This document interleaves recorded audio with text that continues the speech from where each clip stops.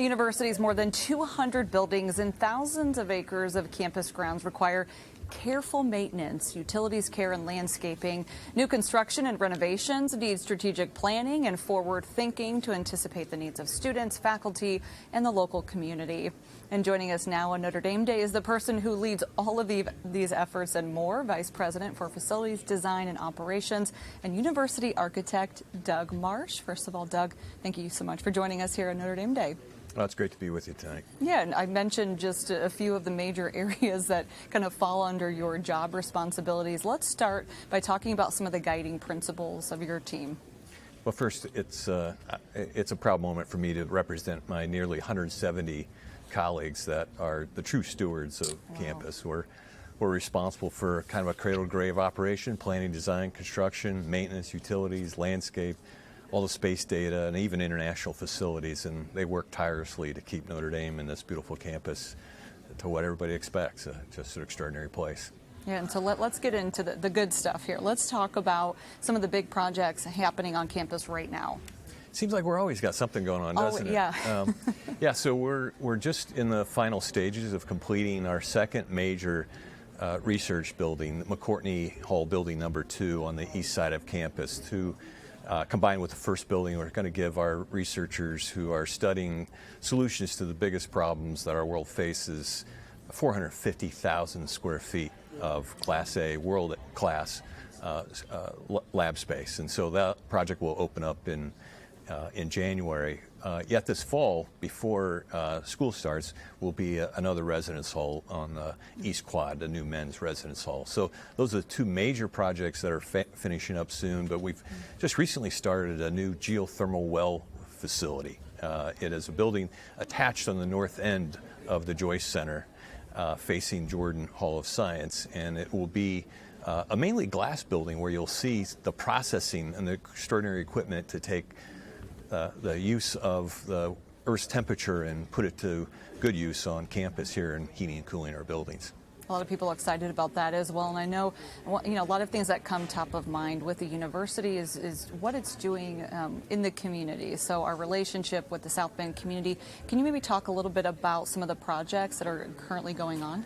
Well, I'm pleased to, because first of all, my wife and I are from South Bend. We're lifelong residents, a great place to be, and love where South Bend is and its rebirth and continued growth. But Notre Dame has a place to help with that, and being just a mile away from downtown, its roots very closely tied, and so over the course of the next few years, we will have a bigger presence in the downtown, anchored with a hub near the north end of the downtown, and still deciding what units and what research and what opportunities lay before us, but we'll have a significant presence and we'll do it well.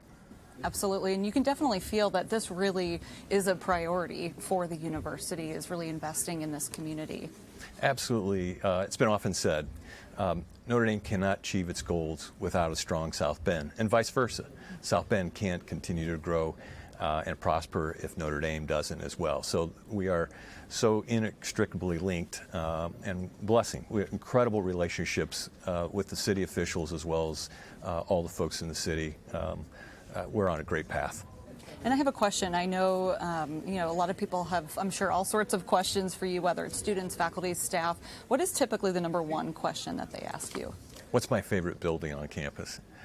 What is your favorite building? Well, that's asking me like, what's my favorite child? But yeah. I often say it's the South Dining Hall. It was a monumental day when Ralph Adams Cram, a noted American architect, his only design here at Notre Dame, gave us that building that anchored the South Quad. And I spent a lot of time in there being a resident of Fisher and then also studying architecture in a building not too far away. So it's near and dear to my heart. No, that's a good answer. And, one question everyone wants to know, what can we expect looking forward? What can we look forward to in the future? Well, continued activity as the university continues to grow and develop. We're going to finish the reorientation of the west side of Holy Cross Drive that we started over the winter.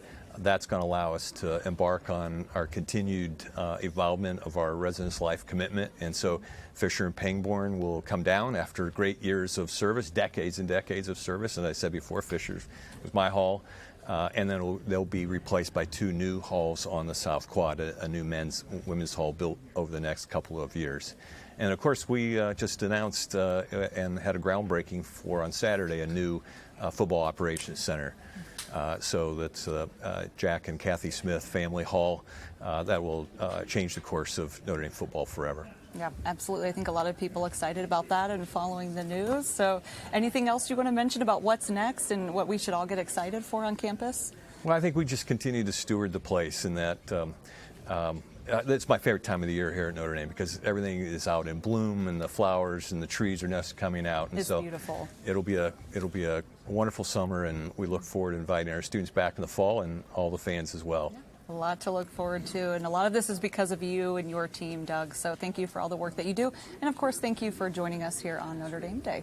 I'm very pleased to be here. Thank you. All right, thank you so much. Coming up, we have a fascinating story about how founding father Ben Franklin engineered paper money to thwart counterfeiters, and then we'll feature a lively dance performance by the Hawaii Club. We'll be right back.